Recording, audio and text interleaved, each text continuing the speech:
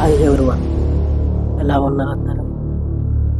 Welcome to my YouTube channel SS tech Telugu. So ఇప్పుడు మనం ఎక్కడ చూసినా ఆఫీస్ అయినా, ఐటీ ఇండస్ట్రీ అయినా, హాస్పిటల్స్ అయినా, ఎక్కడ చూసినా కంప్యూటర్స్ అనేది చాలా ఇంపార్టెంట్గా మారిపోయింది. సో ప్రతి ఒక్కరు కంప్యూటర్స్ నేర్చుకుంటున్నారు, దాని రిలేటెడ్గా వర్క్స్ అనేది ఆఫీసులో చేస్తున్నారు. సో మనం ఇప్పుడు చూస్తున్న కంప్యూటర్ ఒక కీబోర్డ్, మౌస్, సిపియు, మానిటర్. ఇప్పుడైతే కంప్యూటర్ మనకు చూడడానికి ఎలా ఉంది, బట్ ఒకప్పుడు ఎలా ఉందో మీకు తెలుసా? సో మనం ఇప్పుడు ఇక్కడ జనరేషన్ ఆఫ్ కంప్యూటర్స్ గురించి తెలుసుకుందాం. అదే ఇప్పుడు generation of computers, first generation, second and third generations, fourth generations and fifth generation. There are 5 generation of computers మీరు చూస్తున్నారు. ఫస్ట్ జనరేషన్లో మనకు వాక్యూమ్ ట్యూబ్ యూజ్ చేసేవాళ్ళు. ఈ టెక్నాలజీలో ఎలక్ట్రిసిటీ అనేది చాలా ఎక్కువ అవసరం ఉండేది. మనకు first computer electronic numerical integrated and computer, ఇందులో 17,000 ట్యూబ్స్ యూజ్ చేసేవాళ్ళు. ఇవి 2 డేస్కి ఒకసారి ఫెయిల్ అయ్యేవి. అవి కనిపెట్టడానికి 15 మినిట్స్ పట్టేది. మనకి ఈ కంప్యూటర్లో 150 కిలోవాట్స్ పవర్ అనేది యూజ్ అయ్యేది.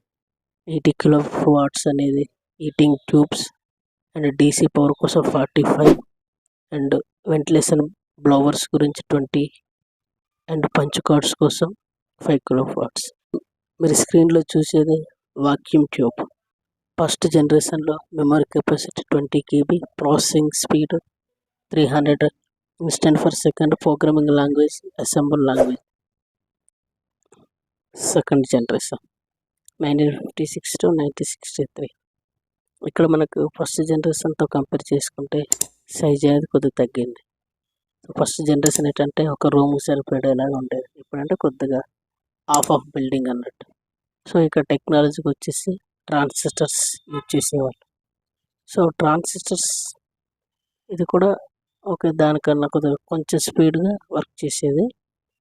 సో మనకి ఇక్కడ ఏంటంటే మెమరీ కెపాసిటీ వచ్చేసి 128 KB ఉండేది, ప్రాసెసర్ స్పీడ్ సేమ్ 300. ఇక్కడ ప్రోగ్రామింగ్ లాంగ్వేజ్ వచ్చేసి హై లెవెల్ లాంగ్వేజ్ యూజ్ చేసేవాళ్ళు.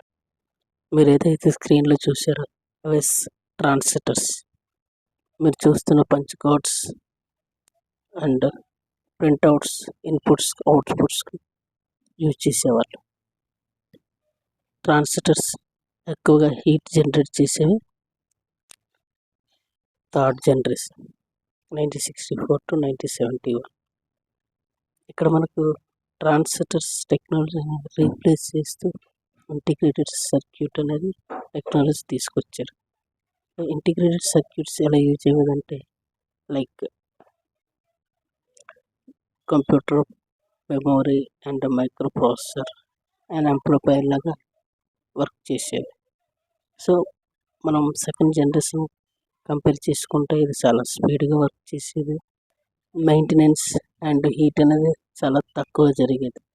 ఈ థర్డ్ జనరేషన్లో మనకు కీబోర్డ్ ఎంట్రీ ఉంది. సో కీబోర్డ్ యూజ్ చేసి థర్డ్ జనరేషన్లో చేసేవాళ్ళు.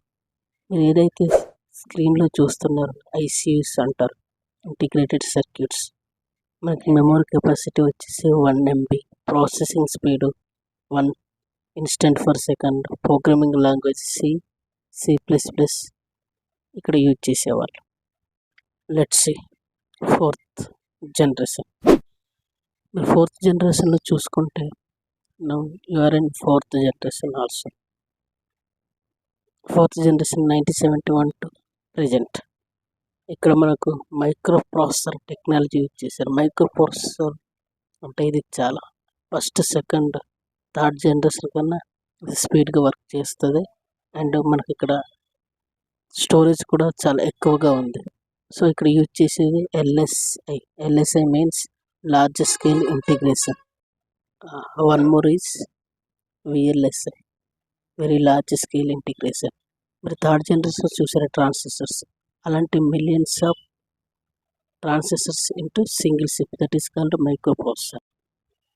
మనకు మైక్రో ప్రాసెసర్లో మీరు చూస్తుంది మైక్రో ప్రాసెస్. ఇందులో మనకు మెమరీ కెపాసిటీ చాలా ఎక్కువగా ఉంది.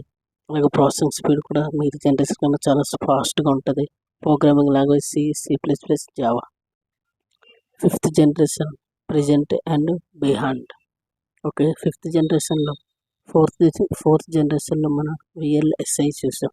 సో దాన్ని అడ్వాన్స్ తీసుకొచ్చి ULSI means ultra large scale integration. ఈ జనరేషన్లో మనిషిలాగా ఆలోచించి రోబోటిక్స్ కూడా తీసుకురావాలని ఆలోచిస్తున్నారు. సో ఇక్కడ మనకు programming language C++, .NET, Java and another features also optical fibre in circuits. Also ఏఐలో వాయిస్ రికగ్నిషన్ అనేది మనకు డెవలప్ చేశారు. మన మొబైల్లో అయినా ఇంట్లో ఉన్న ఆండ్రాయిడ్ టీవీని కూడా మన వాయిస్తో కంట్రోల్ చేయగలుగుతున్నాం. ఏది మనం ఇన్పుట్గా ఇస్తే అది అవుట్పుట్గా మనకు వస్తుంది. సో అలాగే games playing, expert systems, natural language, neural networks, robots కూడా మనకి ఏఐతో కనెక్ట్ చేసి దానికి డెవలప్మెంట్ చేస్తున్నారు. ఇప్పుడు మనం డిఫరెన్స్ చూద్దాం. So first generation, second generation and third generation and fourth generation. No, fourth generation technology micro processor, third జనరేషన్లో ఇంటిగ్రేటెడ్ సర్క్యూట్, సెకండ్లో ట్రాన్సిస్టర్స్, ఫస్ట్లో వాక్యూమ్ ట్యూబ్. మన సైజ్ చూద్దాం. First generation filled with whole room, అంటే పెద్ద రూమ్లో సరిపోయేది. సెకండ్ జనరేషన్లో రూమ్కు హాఫ్గా పెట్టేవారు. థర్డ్ జనరేషన్లో స్మాలర్, ఫోర్త్లో టినీ అంటే మరీ small. Thank you for watching. Please do like, share, subscribe. Thank you.